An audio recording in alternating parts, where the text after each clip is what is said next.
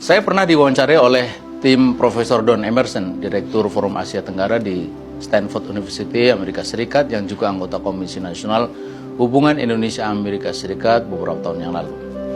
Bersama timnya, datang ke Indonesia melakukan penelitian mengenai hubungan antara Islam dan demokrasi dan kesesuaian demokrasi, termasuk demokrasi liberal dengan negara yang mayoritas Muslim seperti Indonesia.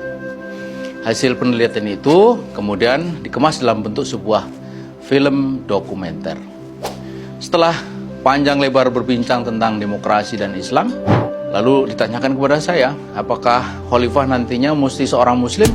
Tentu saya jawab, iya harus. Lalu dengan cepat ia bertanya lagi, kalau begitu bukankah itu diskriminatif?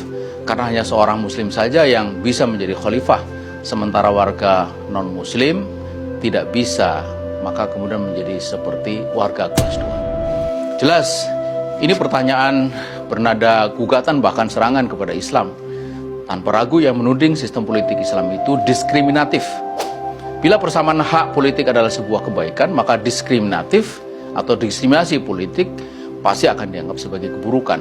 Dan pendapat seperti ini jelas salah besar. Tidak mungkinlah ajaran Islam itu diskriminatif. Tapi bagaimana kita bisa menjelaskannya?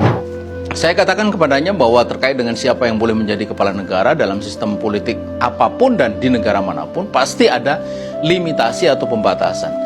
Dalam sistem politik Amerika Serikat misalnya, saya memberi contoh, juga ada limitasi bahwa Presiden Amerika itu haruslah seorang warga negara Amerika yang lahir di Amerika. Selain itu, tidak boleh. Ini sekedar contoh.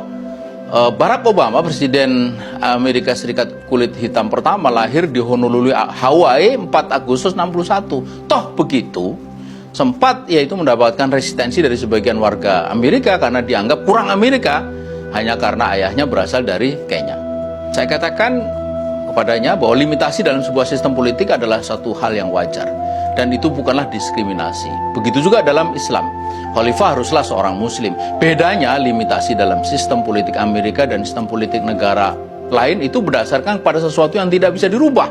Maksudnya tempat kelahiran kan tidak bisa dirubah.